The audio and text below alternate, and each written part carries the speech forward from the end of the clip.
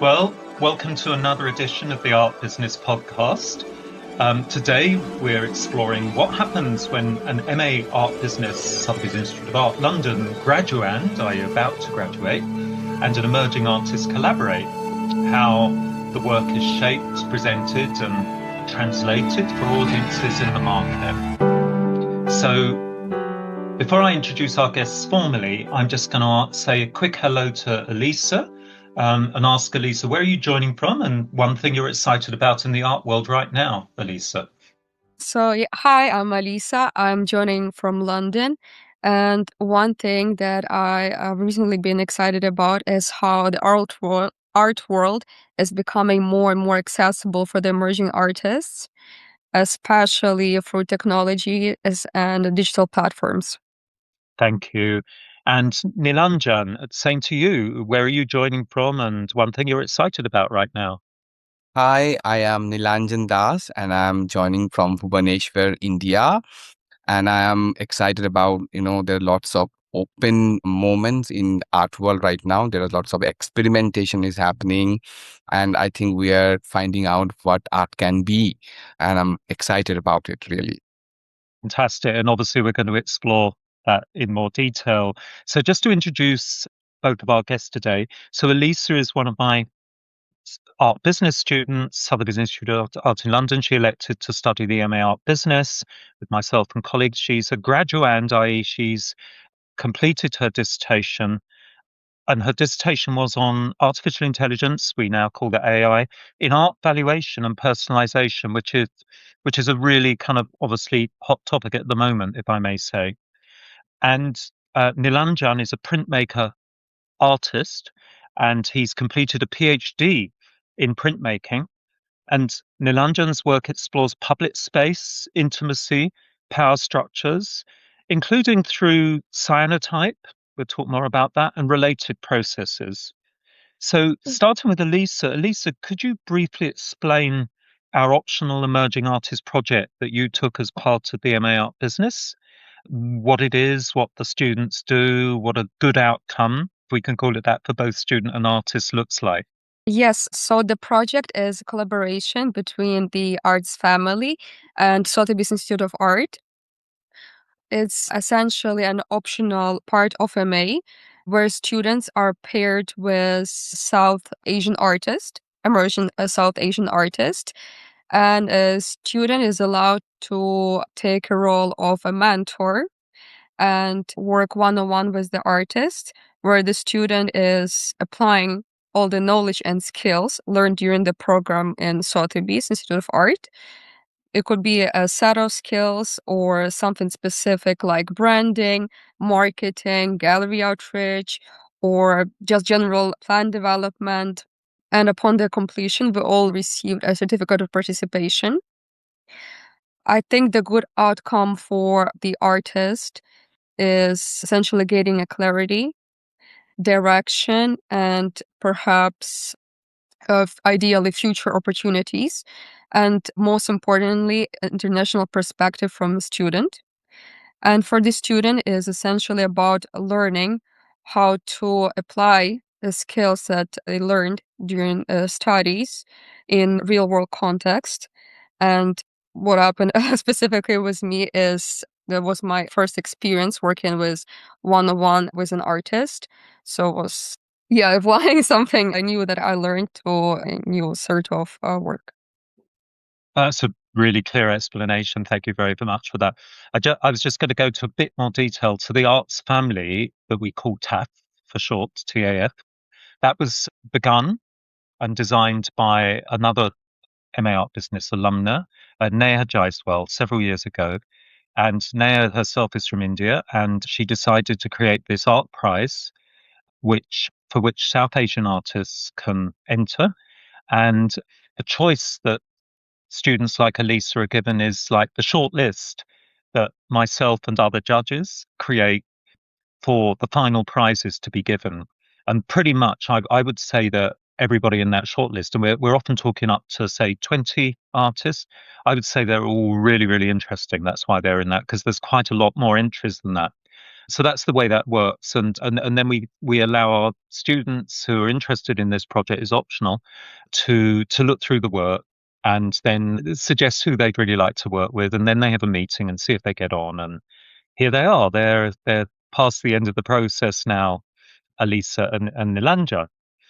So I'm going to ask Nilanjan now to unmute, and I'm going to ask him a question from your dissertation. Oh, sorry, another question for Elisa. Apologies. We'll come to Nilanjan later. Apologies for that. So we're just sticking with Mhm. Elise for the time being.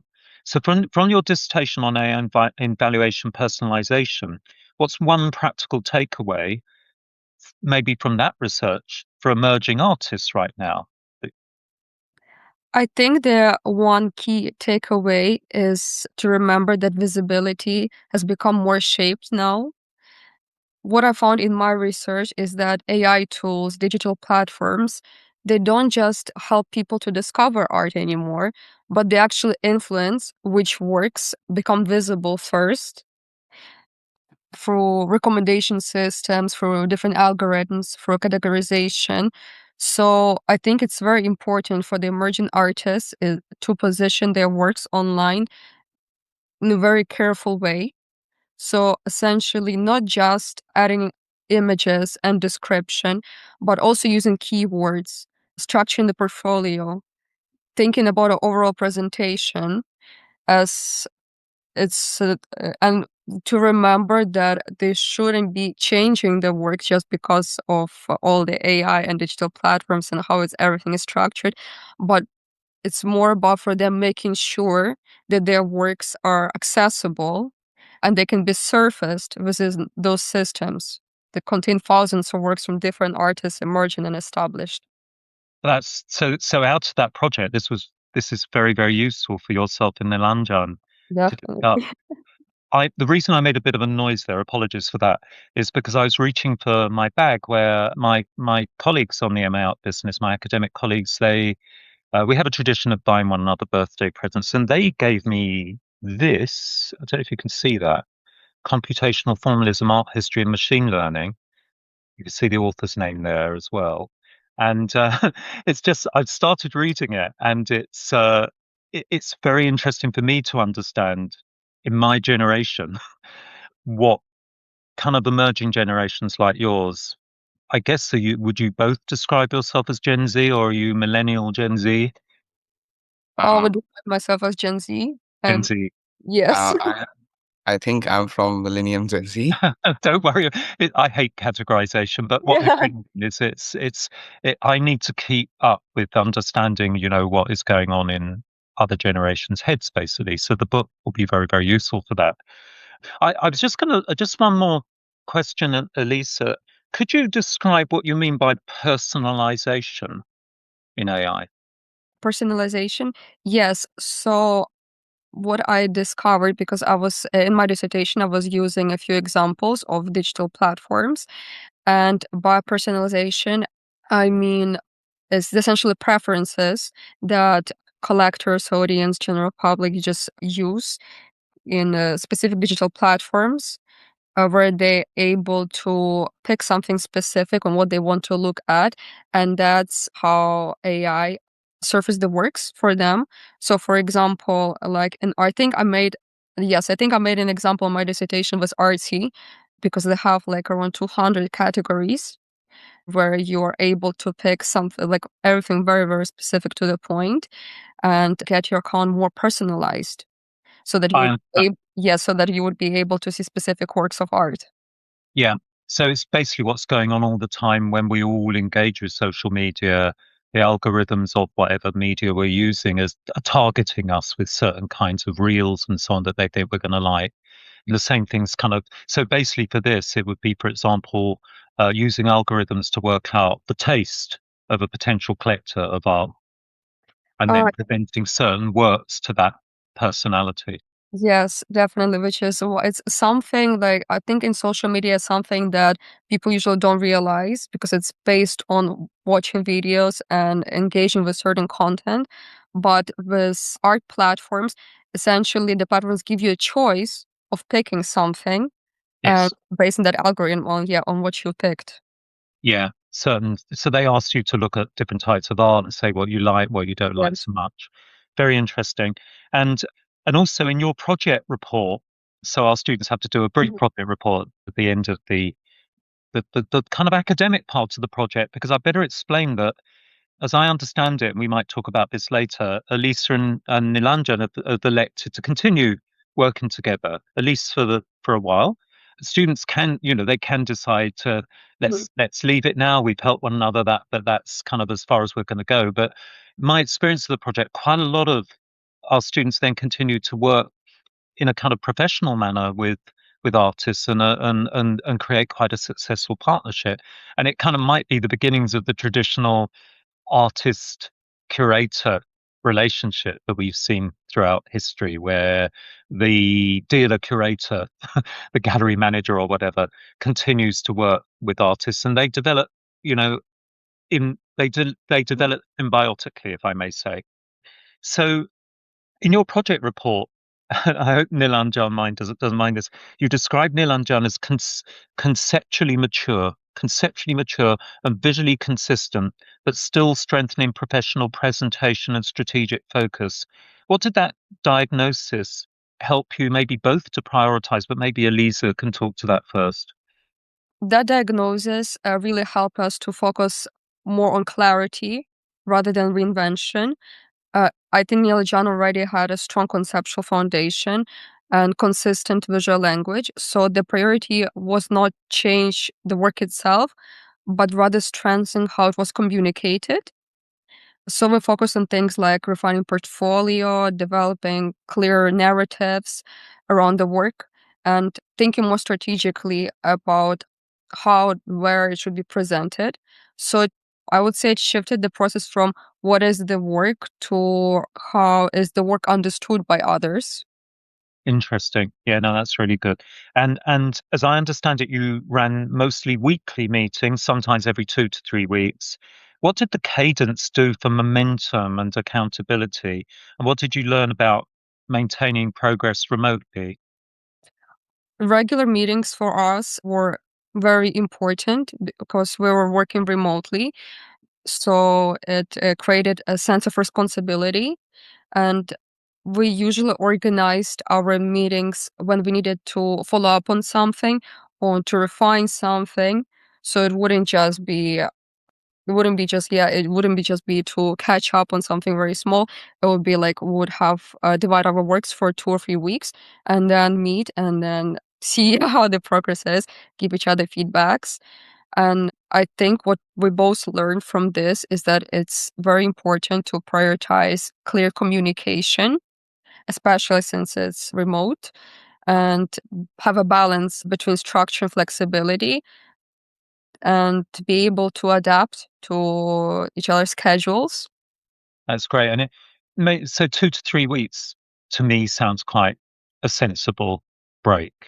Weekly would probably be two. You wouldn't have had enough time to think. Elisa and Nilanjan maybe wouldn't have had enough time to develop his artistic thinking, if that kind of makes sense Mm. either. So what support actually moved the work forward? Proposal feedback, portfolio sequencing, title narrative framing, or gallery research? Maybe you could give an example. What kind of moved the work forward? I think a bit of both, but if I Ah, would have to pick one, it would be narrative framing, particularly with the artist statement. It made, I think, the biggest difference because we were working a lot on that. We're just coming back, yeah, coming back and forth. Because as I said, the works were conceptually very strong, and we just wanted to make the language more clear. And I feel like refining the statement, and even though it took us a long time to always to find something new, to rewrite it, to make it shorter or longer, I think at the end it really helped the works to take a particular shape. When you read the work and the artist statement all together, it just creates a great outcome. yeah, and I love the terminology that you both use. So, it's almost as though you're kind of constructing a relatively new kind of terminology. I love the term narrative framing, that you're kind of creating where, it's kind of borrowed really from the art world, where I often talk about the way a work is framed. And I don't just mean like a painting in a frame. I mean the way it's contextualized through lighting and context, and the function of the room it's in, etc. But narrative frame is very interesting, because this is a way that you're working out as a kind of mentor on more art business aspects for an artist like Nilanjan, who maybe doesn't have so much time to think in that way. You're helping him to frame his narratives, and then from that you're creating your own narratives. That by that we might mean, for Elisa, it might be the marketing narratives that you might develop and agree upon with Nilanjan. It's just a great narrative framing. And moving now to Nilanjan, your project title, Nilanjan, is structure of intimacy near, not within, exclamation mark. Maybe I could just quickly share with the viewers some of this work, so that Yes. they get a visual picture, those who are on video, and then we might have to kind of try and describe it a little bit as well, because most of the people who experience this podcast, like me, they're listening on audio. So I'm just going to just bear with me while I share your. Here we are. So there you are. I think that anyone viewing on YouTube might be able to see that. So basically, Yeah. for people who aren't watching this, what I'm seeing is a piece of what looks like mathematical grid paper, from maths books, textbooks at school, that you write on, and in the center is like the title of a book, or maybe an album. Structure of intimacy near, not within.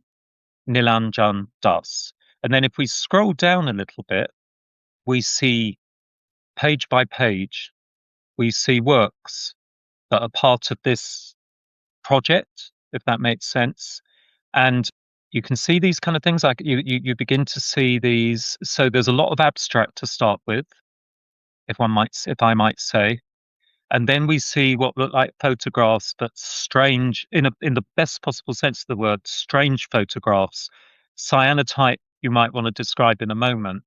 And, I'm looking at an image now that looks like a children's playground in the middle of trees, typical children's playground in nature, with some kind of crazy animals on a kind of merry-go-round that the children might play on. And just looking down, there's a climbing frame, again, the cyanotype, which is this kind of blue way of printing. Slides, lots of children's seesaws. There's a whole theme to everything. And then suddenly I'm looking at wild plants. And what is really evocative here is that there's what looks like a kind of photograph, like touching a paper drawing of a plant, and then on the left hand side of the page there is like a botanist drawing. And it reminds me, I live near Kew Gardens, and there is a very good art gallery there that obviously focuses on archival drawings of plants, often very beautiful as works of art, but also actually brings in quite a lot of contemporary artists, Nilanjan. So I'm just explaining some of the work, and I don't know whether I got it right or wrong, but maybe that's a springboard for you, Nilanjan, to continue to talk about that. And I think Uh, I asked you what that phrase, structure of intimacy near, not within, might mean. Yeah, so for me, it means a condition where intimacy is structured and almost designed, but not natural, and not within. Near, not within is actually about being close to, something, but not fully a part of it. There are lots of quite restriction. There is a tension between accessibility and the limit of accessibility. So that is what I try to, understand from that phrase. Oh, I understand. And I've just tried to describe the images myself, but again, for listeners who can't see the images, maybe you could describe one work. If you're talking to someone on a train and they say, "Oh, you're an artist. Well, can you describe what you make?" And what would you say we see first in your work, and what do you want us to feel or notice? So maybe I could jump to the last images of my portfolio where I have this prototype of my plan series that I am currently working on. So you can see in this work there are two layers. The first layer is a carefully painted plant of, these are the wild plants that found in Bhubaneswar or any tropics in Indian subcontinent. They are painted on canvas and then pasted on, wooden cutouts. So that is the first layer, and on top of it, there is a second layer. It's a digital print, mainly the line drawings of exotic plants or aesthetic plants that we able to see in gardens, in public parks. And the idea is to, these exotic plants are kind of, taking over the wild plants. They are more like, parasite plants that are feeding on these wild plants. So I would like my viewers to, experience that tension, you know. Yeah. No, I mean, that's kind of, I guess, tallies slightly with the way I was responding to Yeah. that. See, to me, when you're talking about the wild plants locally living in the Indian continent, it kind of also, I can imagine it. So the Singh sisters, who are these artists that work in London, if I remember rightly, they're Pakistani. They've got an exhibition on at Kew Gardens at the moment. It's very contemporary. I don't know if you know their work, but they work with very beautiful coloured stained glass, but it's very kind of about colonialism and the experience of their family and their ancestors. And this is obviously very, very topical at the moment. So it's kind of when you talk about the Indian plant and the drawing of it, it kind of, through my Western eyes, in inverted commas, it kind of looks a little bit like a colonialism, because a lot of British colonists were going out to these places and they were recording, for better or worse, maybe for good reasons, but their scientific research was kind of also looking at these plants. And then they were kind of almost being translated as exotic, i.e., kind of feeding into this notion of the other in terms of the whole subcontinent, if we can say that. So it's quite interesting that looking through your eyes and looking through mine, it just shows that these artworks can have different meanings to different viewers. Exactly, yeah. Even when I, sorry, No, go. even when I, draw these wild plants, I have seen so many botanical illustrations by colonial artists from the, from the company paintings. Even in my hometown, there is a botanical garden, and there are lots of illustrations of it. So if you can see these, the drawings, the wild plants, the way I draw it, I try to document it because people do not value them. They are kind of replacing them. So one of the reason of very carefully documenting it is to, it's again, it's a conflict between which is, exotic. Yeah, we're speaking a similar language. Yes. And so I'm just trying to find that you work with serigraphy, which to most of us would be silkscreen. We think of Andy Warhol when we're looking through Western eyes at the art. So you work with serigraphy, kind of silkscreen, graphite, and drawing on concrete board. Why that combination and why that surface? Or just if I See, could go back to, I yeah. think this sort of thing, serigraphy. This is Yeah. serigraphy. So I use serigraphy because it gives me opportunity to print any photographic image into any, plain surface. And in this series, the photographs I have used, they are taken from the HIG area, that is known as higher income group area in Bhubaneswar, where I am right now. And these are the photographs of the sideways, which is gradually I see that covered with, concrete tiles for beautification. So the photographs are basically it's a kind of a documentation. So I use serigraphy to, transfer these photographs onto the surface. And the drawings where I use color and graphite is basically when I see these, the way these concrete tiles are being installed manually by the labor, and then, hand painted for beautification. So it's basically, similar kind of try to bring the similar kind of practice into it. And I think the surface concrete is very important because one reason is that concrete is a very, popular medium in urban designing, and it's an urban material. And the second reason, I think, in my works, the hierarchy, the power structure, and the inequality that I try to show and the way I experience it, I think they're so deeply rooted in the society and the societal norms, which is very difficult to, break, and it's very hard, So I use concrete, the maturity of concrete as a metaphor for that. That's really interesting. And did you say you said beautification, not gentrification? Yes. So yeah, I mean, again, I'm looking at one of these images. If you're on video, you'll be able to see this. But so as Nilanjan is saying, I'm looking at like a horizontal image, and at the top, it's the kind of plain concrete, I believe. Then there's kind of like these geometric designs that are going to become tiles. So we're seeing it's really fascinating. So aesthetically, you're seeing these the future design, but without any color in it yet, of the geometry, which is really interesting to my mind because you're getting the geometry first and then you're coloring it. You're kind of adding a third dimension to the geometry because in the lower half of the drawing, we might call it silk screen, you've got alternating sort of colored red lines of these triple geometric designs. And then in between, you've kind of got what looks like graphite. So it's like a gray and red repetition that you're looking at. Is that a reasonable way to describe that? I think, as you can see in the composition, the whole composition is kind of divided into two half. Yes. The lower part, which is, is basically the concrete tiles, which is almost, they are installed and they are finished. And the upper part, which is empty for that for now, but it's going to be fill up with this concrete tiles. So again, there's a tension, between these two spaces. Yeah. And there's this ambiguity that I always say to people.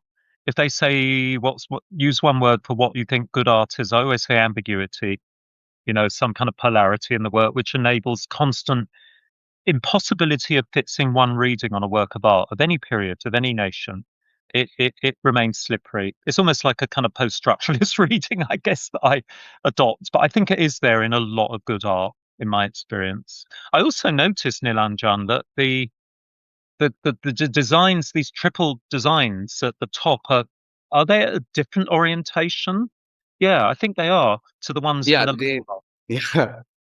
yeah. So it's basically, when I started physically working in on paper or on concrete, I use softwares like Photoshop or any, Oh, to visualize sure. it first. So, it's very similar to kind of, when you're using a software and for urban designing, you are, seeing if this works, if you are tilting this, if this, position is working. So it's more like that. So Yeah, that's interesting as well because it kind of begins to feed in with what Elisa's where she's coming from with her interest in AI and how that might feed into the art world as well. The sort of digitization. I've noticed a lot of emerging artists are experimenting with software in different ways, lots of different ways. So also you use the cyanotypes. I'll just for those of you on video, here's an example of the cyanotype. And I was just going to say to me, who's a classicist, it's ancient Greek for cyano means blue or dark blue, rather. It's a really nice word. And type means kind of like a mark. So I would describe it as dark blue mark making, a cyanotype. And the sizes of these works, as people can see on the page, 15 by 13 inches. For people who work with centimeters, that's 38 by 33 centimeters. You can see these are relatively small works. Maybe my feeling is that they're designed to be almost held like a connoisseur would hold a print or old master drawing rather than putting it as a big gesture at the moment anyway on the wall. But we're reminded that this is a kind of project that you're working on and there's no reason why this couldn't one day go to larger scale. So how does cyanotype, Nilanjan, differ from other photographic types? And what does this allow you to do conceptually? I think would be the question. Why cyanotype? Why dark blue? I think I started using cyanotype very recently, and as an artist, I really, draw towards this very rich blue and the gradation of blue that this medium offers. And when I started working in these compositions, I want something effect of X-ray, and this blue effects very similar to X-ray like images. One reason is that. Another reason, I think, the process itself, because when we expose cyanotype using a film, in that film the darker or the grayer area appears white or brighter in the print.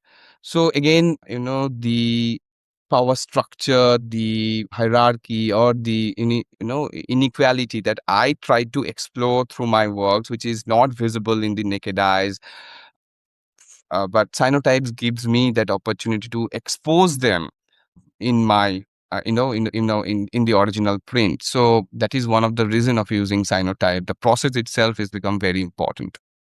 That's really interesting. And like the image I'm looking at the moment, which is again in this children's play park, surrounded by trees, surrounded by nature, but cultural objects like designed for children to play on. A lot of it begins to look quite geometrical again. So we're looking at like an arch with a vertical ladder up one side. And again, this is kind of seems to be quite repetitive, a repeat in your work about that your interest in geometry and the way maybe repetitive geometry that is created sometimes that can be created through software and AI comes into that as well. There's quite a lot of geometry in it. Do you know, is that conscious in your work, Nilanjan, this interest in these kind of almost geometric forms? Or is it No, coming up? maybe not before this project. I started using this kind of geometrical forms from this project and maybe a previous project that I have done in during my residency at Singapore Art Museum.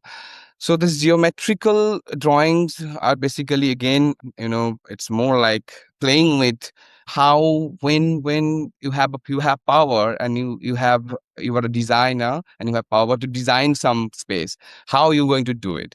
So when you work with softwares, you see lots of geometric shapes, because a model has been made out of maybe 3D Max or maybe in other softwares. So I think this is one of the reason these geometrical shapes coming into my works from this project.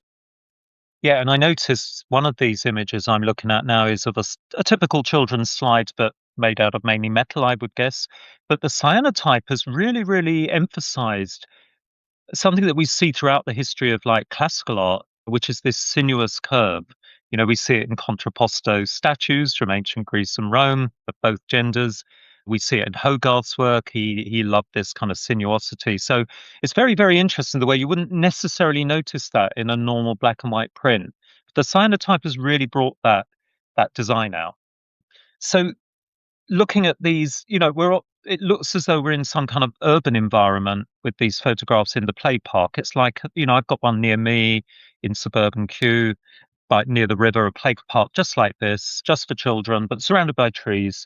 So your practice looks at how urban design and classed access shape public space. So what's maybe one observation that really stayed with you and became material for the work? This observation of the way cities work and so on, if you like. Mm, I would say after coming into this city, Bhubaneswar from Kolkata, I see this, HIG and LIG division, and I was really curious to understand what is that meaning. And when I came to know about the meaning of HIG and LIG, that stand for higher income group area and the lower income group area, I was really curious, and I was wandering onto these two spaces and trying to understand the spatial structure of these two spaces. And in this macro observation, I think there is a micro observation that how these wild plants are replaced by the aesthetic plants, which is more like their reproduction of farming. So that really inspired me, and that really culminated into a body of work that I already talk about, the parasite plants. That's really interesting. I remember just being in Amsterdam with the students. Elisa might remember that. And I remember the Stedelijk Museum, which is the modern contemporary art museum, on the museum plane. that plain until the late 19th century used to be marshland. It was wild. It was outside of the canal system, and the Mhm. city of Amsterdam was doing well and growing outwards. And at that point, they decided it was about time we actually had a cultural centre on the edge of the city. So they drained the marsh. But a contemporary artist whose name escapes me at the moment, but she did this beautiful tapestries, very large, on the walls of the new extension of the State Lit Gallery, with all those kind of marshland plants on it. It's quite interesting, isn't it? It's like a memory of nature that once was there before we turned it into concrete, if you like. But your work, you're not necessarily, what's the word I'm looking for?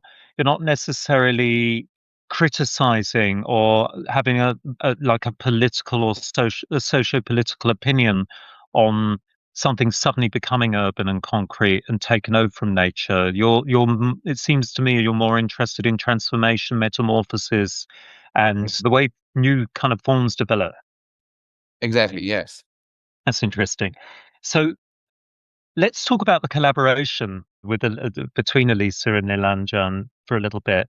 So, what what were the goals at the start? And maybe we can start with Elisa. How did you, when you first met, how did you work out your goals, and what were your initial goals? So at the beginning, our main goal was to strengthen Nilanjan's work. He didn't require any help from marketing side, like because as I talked to other students and most of them worked with their artists, specifically on marketing and branding, while Nilanjan wanted to set specific goals on how the work is presented. So we focus on refining and professionalizing his portfolio and improving clarity on the artist statement and titles. And then later on, we focus on identifying appropriate galleries for his works. So we conducted several researches. We were coming back and forth, sharing feedbacks. And then John was looking at the galleries from his side. I was looking at the galleries from my side, and we're just sharing ideas. Interesting. And Nilanjan, what from your point of view was that what you were expecting from Elisa? Was there anything surprising in her way of viewing your work or your practice? S- So when we first met, and I was really before we met, I think I am really looking at someone with whom I can share these work in progress images, who can understand my research and interested in this kind of subject. And these things come up, and I met Elisa, and I think the way she mentored me or articulate my proposal, that was really helpful from my side. That's good. That's good to hear. And and again, Nilanjan, what did it feel like having your proposals and portfolio read through a gallery institution lens, i.e., from a student at Sotheby's Institute studying art business? And what feedback maybe was most useful? Hmm, See, when I shared the proposal and the portfolio initially with Alisa, she was interested in the project, which I really admire. But one feedback I think it's very helpful and for me was to include personal statement to the proposal, because I'm academics, and when I write sometimes it's become very structural sometimes, and her feedback was really helped me to break out that structure and include personal statement to the proposal. And because of that, the proposal became more readable, it become smooth. So I think that is really a very valuable feedback. that's good. And this term portfolio sequencing, what did you decide to include and exclude, and what story does that ordering tell? Maybe starting with Elisa. Yes, so in terms of sequencing, we focused on selecting works that were consistent, both visually and conceptually. And we try to remove everything that disturbed their clarity. So the aim was to make the portfolio read very smoothly and for the series to work together to complement each other rather than being read as individual works. So yeah, that's something that we work closely on during our portfolio reviews, which is why we also, for example, we started the sequence from moving from more structured pattern-based works to a cyanotype series, which introduces Nilanjan's practice more broadly and I think captures his unique style.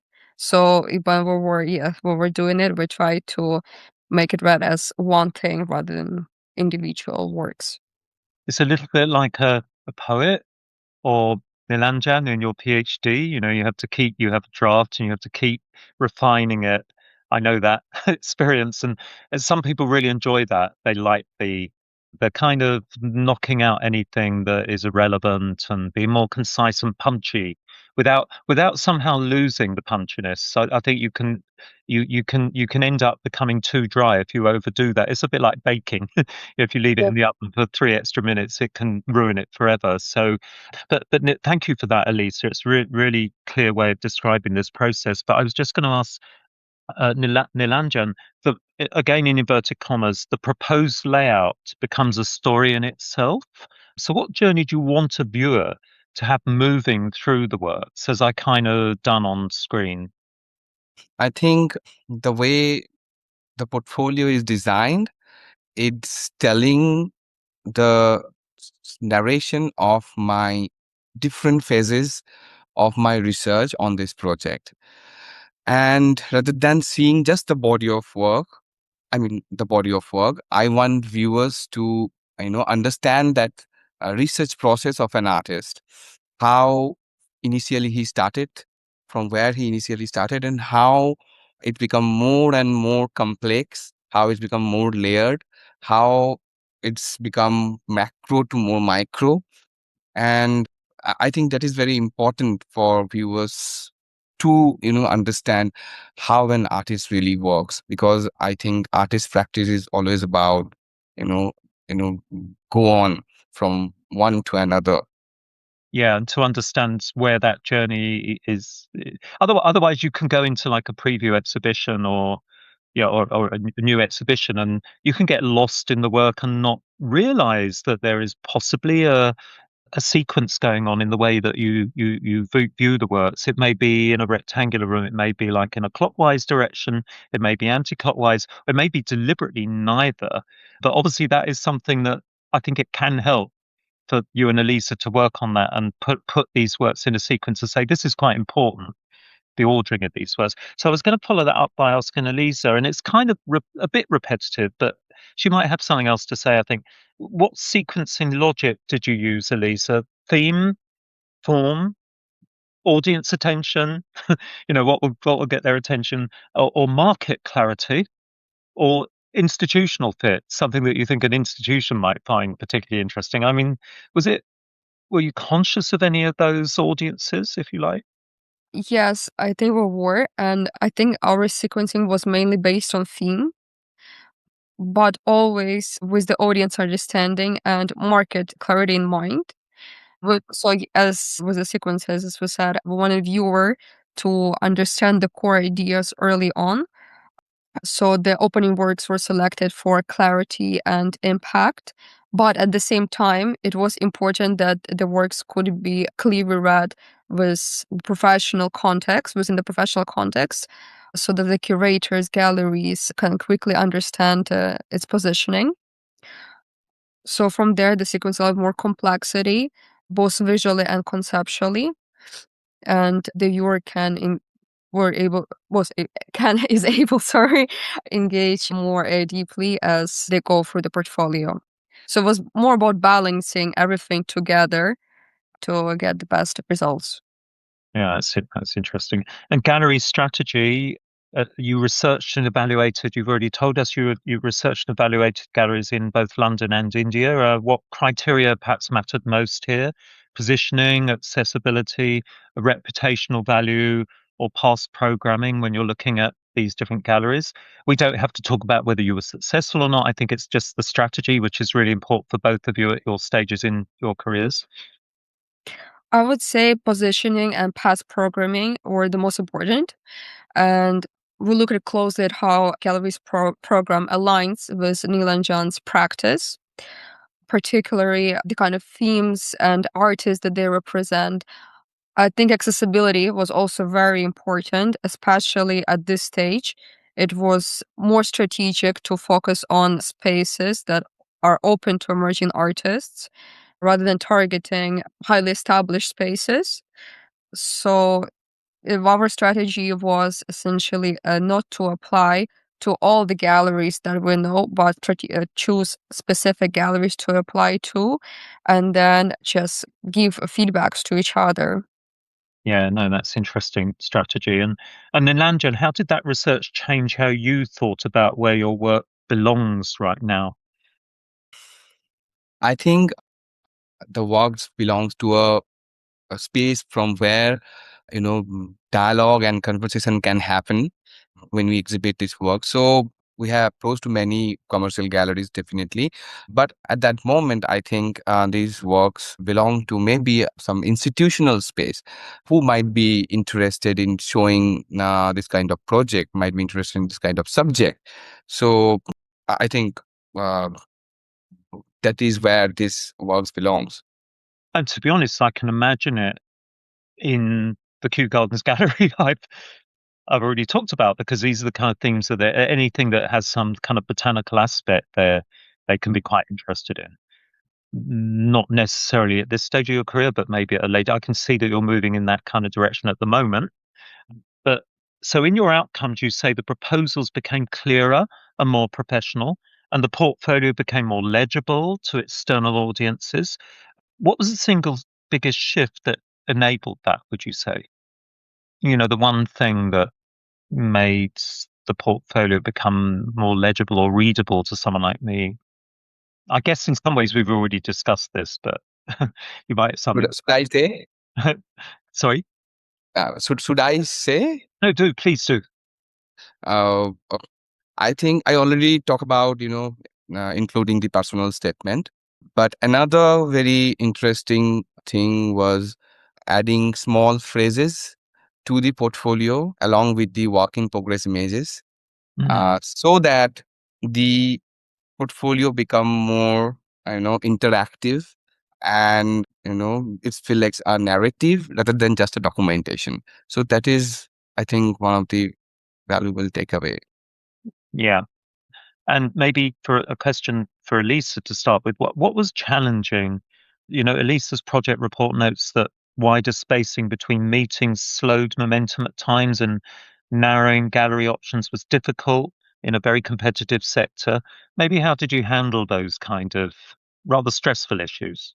Yes, those were our main challenges. In terms of momentum, we addressed that by maintaining regular communication and making sure each meeting had clear next steps. So apart from just giving feedbacks to each other, we decided on what would be our next steps and when would be the next time we meet. So we would actually plan everything out, what I would do on my side, what Nilanjan would do on his side. So that's how we kept the process continuous, even when the meetings were spaced apart or we couldn't meet for some external reasons. And regarding calorie selection, we approached it also for comparison and discussion. It was definitely hard to come up to see the list of galleries because what we did, we also wrote pros and cons for each one of them. But yeah, instead of applying to all of them, it was just very hard to shortlist the galleries. And yeah, and it was taking a long time to complete that process. Mm-hmm. May I ask whether you had any feedback at all? Because I hear from so many artists, oh, they send stuff and they don't even get reply. Were you successful? Unfortunately, yeah, well, most of the time we don't get Yeah. replies from the galleries, but I think it's just a part of the process. We're talking with Nilanjan about this. We both have free time right now, and Hmm. it's something we're happy to do. We keep applying to galleries and Hmm. looking for new approaches. For example, right now we're looking at independent curators Yes. as something different to what we were planning on doing originally. But it is a new approach, and I think it's also good to try it out. And we also spoke about that even if something doesn't work out, it's still good to be in contact with these people, especially even if it doesn't work out, it's good to get some advices from them and to get to know them. Yeah, and honestly, it's like anything in life, to be honest. You just if at first you don't succeed, try again. But the number of stories you hear that someone doesn't hear any reply, there's you know, then you might get a call. It might someone might be, "Cool, that's quite interesting," and put it on the side of the desk, or and then they might return to it. You never know. It's the art world is full of serendipity in that sense. So to finish off with some quick practical takeaways, Nilanjan, three things an emerging artist should have ready when presenting a body of work. Of course, the statement, an artist statement, proposal, and a very communicative portfolio.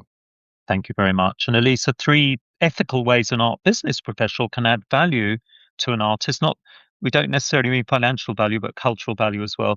And one line you wouldn't cross. I think first is bringing clarity to how the work is communicated while also listening closely to the artist because it's, first of all, it's his work and he understands it better than everybody else. Second is providing strategic guidance, particularly in terms of positioning and in define the right opportunities. Offering external perspective will be also important. I think it can help the artist to reflect on how their work is being understood by different audiences. And something that I would I would never cross is trying to reshape the artist's work and bring different ideas from what the artist takes just to do it for marketing or other reasons. I think it's important to listen to the artist and bring out his ideas. Yeah, no, I think that's really good advice. And if you had to name the collaboration method in one sentence, what might it be, Elisa? I would describe our collaboration method as process of bringing clarity and articulation to the work while aligning strategically with the right context. Thank you. And Nilanjan, if you had to describe this collaboration I in think one. almost, dialogue, clarity, and then interactive development. Yeah. And this is quite an interesting question, I think. So starting with Elisa, one tool or material you can't live without at the moment. I think I would say probably my notebook. I use it all the time to keep the ideas, keep track of details, and reflect as I work. Even during our meetings with Nilanjan, he knows that I'm always just saying, "Just 1 second, I'm just writing it down." And you mean an actual Yeah, it's an authentic actual notebook. Yeah.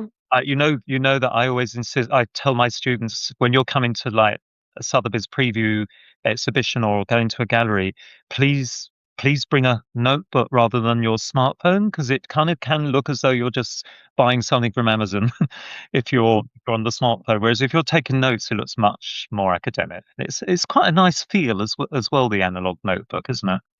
I think it's much neither nicer, and it's essentially in the phone, you're just writing points down, but in the notebook, you can make a little sketch, make a like little note. It just like, yeah, it just looks nicer that way. Yeah, and as you say, you can actually take part of an artistic process as well by doing little sketches. And what about you, Nilanjan? This is a difficult one for an artist. Ah, Some no, it's very simple. My sketchbook. I use my sketchbook for Okay. as a notebook and for sketching. Yeah. And the best advice you've ever received, Lisa?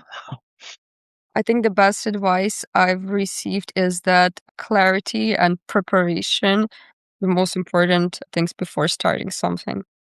Yeah, and Nilanjan.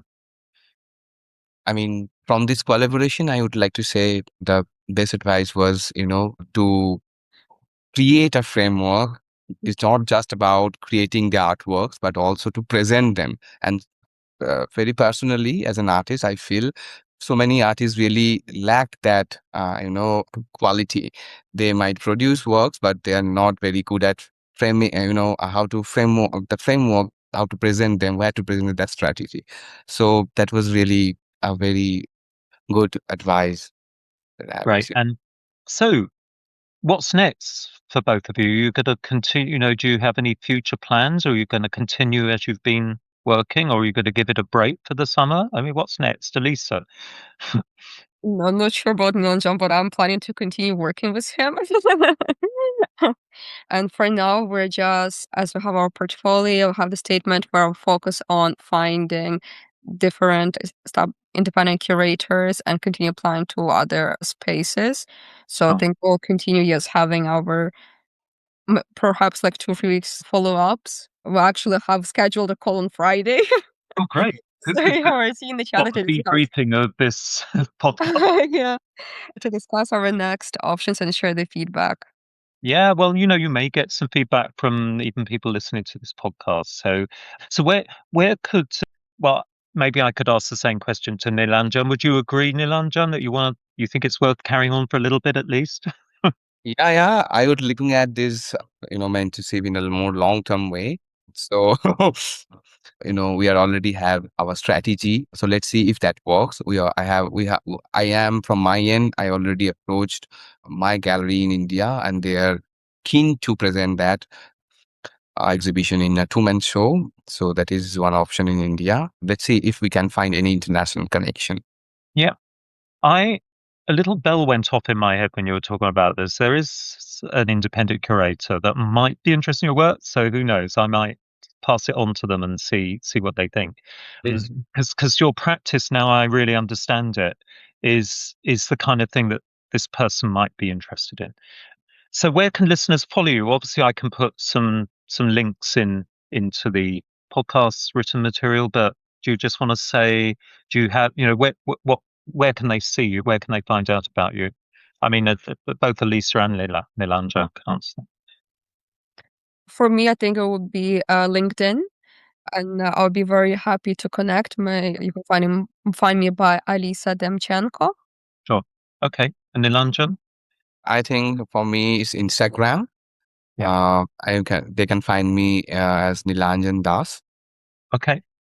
Good. And I'll put those links obviously on the site. So it just remains for me to thank the audience for listening to this edition of the podcast, of the Art Business Podcast. Please to remember to hit the like button and or subscribe. And you hear this again and again, I'd appreciate a 5-star rating for what we do on this podcast. And finally, it just remains me to say a big thank you to both Elisa and Nilanjan for sharing these ideas with this collaboration. I think I would end by saying that, you know, one size doesn't fit all. So we've heard, it seems to me that this is a perfect symbiosis, if you like, between Elisa and Nilanjan, and they come together and thought about his work, the type of work he's making, this kind of interesting a narrative and a series of work, not just a kind of portfolio made up of different things, maybe with a similar thing, but a kind of story that you're telling, and that's worked very well. But it seems to me that the wonderful thing about art is it's kind of unique, and another pair of students would have a very different story to tell. I'm hoping that we might, at some point, I might have another of my students with another artist from the arts family. So let's look ahead to that as well. Anyway, thank you both very, very much for being with us today. Thank you. Thank you for inviting us. Thank you, David. Thank you for really inviting us. And,